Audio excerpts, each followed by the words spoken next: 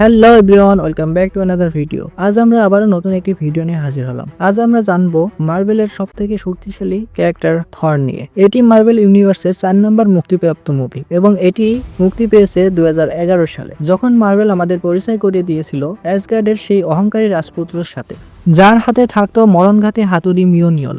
চলুন দেখে আসি কিভাবে একজন অহংকারী দেবতা থেকে থর হয়ে উঠলেন পৃথিবীর রক্ষক।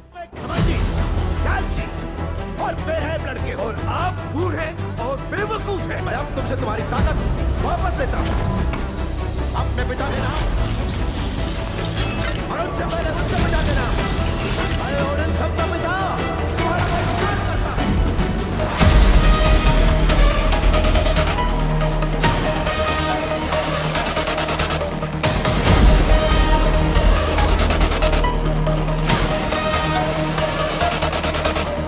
গল্পের শুরু হয় অ্যাসগার্ডে, যেটা ছিল বিশাল এক সেনার শহর যেখানে দেবতারা বাস করত। রাজা ওডিন তার বড় ছেলেকে সিংহাসনে বসাতে যাচ্ছেন, কিন্তু সেই সময়ই আইস জায়ান্টরা অ্যাসগার্ডের ল্যাবে চুরি করে ঢুকে পড়ে।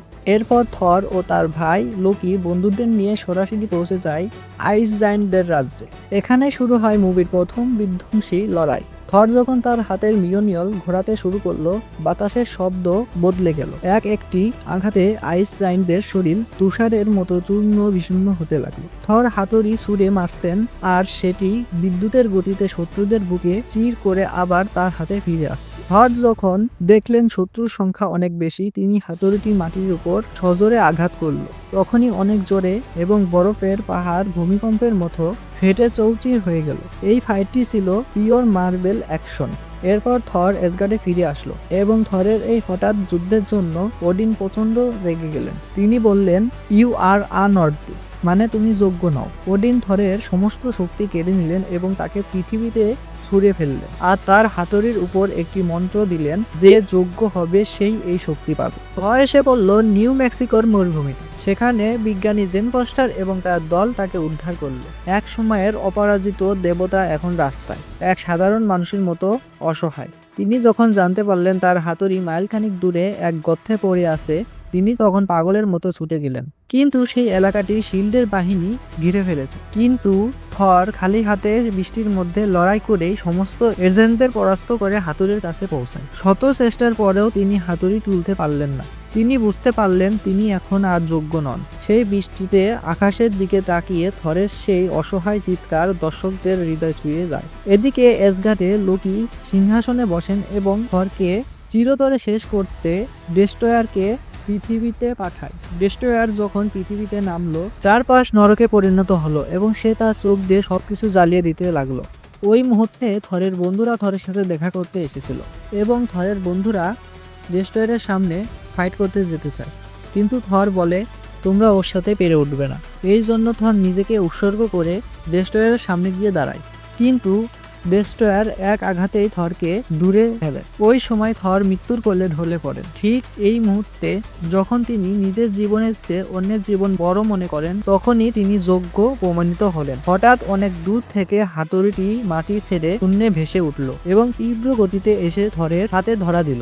আকাশ ছিঁড়ে এক বিশাল বজ্রপাত হলো। থর তার বর্ম এবং অমর শক্তি ফিরে পেলেন। এই মুহূর্তে তিনি এক বিশাল ঘূর্ণিঝড় তৈরি করে এবং ডেস্ট্রয়ারকে শূন্যে ভাসিয়ে দিলেন এবং তার হাতুড়ি এক আঘাতেই সেই দানবকে চূর্ণ বিচূর্ণ করে দিল। পৃথিবীতে ডেস্ট্রয়ারকে ধুলোয় মিশিয়ে থর আর দেরি করলো না। সে জেন ফস্টারকে কথা দিলেন তিনি আবার ফিরে আসবেন এবং তারপর বাইফস্টারের মাধ্যমে সে আবারও অ্যাসগার্ডের উদ্দেশ্যে রওনা দেন। সেখানে গিয়ে তিনি দেখলেন এক ভয়াবহ দৃশ্য। লোকি তার নিজের জন্মদাতা পিতা লাউফিকে হত্যা করে ওডিনের সামনে নিজেকে ত্রাতা হিসেবে প্রমাণ করার নাটক করছে। কিন্তু থর জানতেন লোকির আসলে উদ্দেশ্য কি। লোকি চেয়েছিল সে বাইফোর্সের শক্তি ব্যবহার করে জোটুনহাইমের রাজ্যকে চিরতরে মানচিত্র থেকে মুছে দিতে। এরপর শুরু হলো দুই ভাইয়ের এক মহাপলায়নকারী যুদ্ধ। এদিকে থরের বজ্র শক্তি, অন্যদিকে লোকির মায়া আর ছলনা। লোকি চিৎকার করে বলল, আমি তো শুধু বাবার যোগ্য সন্তান হতে চেয়েছিলাম। থর বুঝতে পারলেন লোকি পাগল হয়ে গেছে। বাইফ্রস্ট ব্রিজ থেকে নির্গত বিধ্বংসী রশ্মি জোটুনহাইমকে ধ্বংস করতে শুরু করেছিল।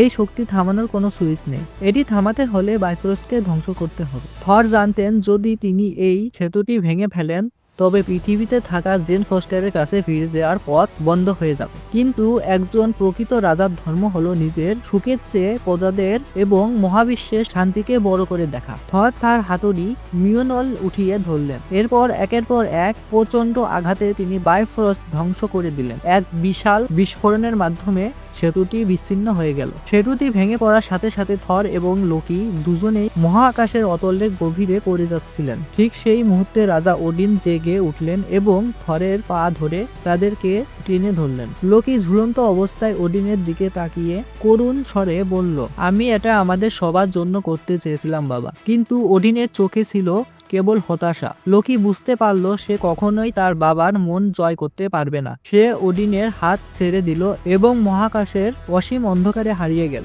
এরপর অ্যাসগার্ডের শান্তি ফিরে এলো, কিন্তু থরের মনে বয়ে রয়েছে শূন্যতা। তিনি এখন আর সেই দম্ভী রাজপুত্র নন, তিনি এখন এক প্রকৃত বীর। ওডিন তাকে বললেন, তুমি একজন যোগ্য রাজা। মুভিটি শেষ হয় পৃথিবীর এক দৃশ্য দেখি, যেখানে জেন ফস্টার আকাশের দিকে তাকিয়ে আছেন এবং আশা করছেন যে কোনো একদিন থর আবার ফিরে আসবে। আর অ্যাসগার্ডের ভাঙা ব্রিজের প্রান্তে দাঁড়িয়ে থর পাহারা দিচ্ছে মহাবিশ্বকে, তার হাতে ধরা সেই অপরাজিত হাতুড়ি।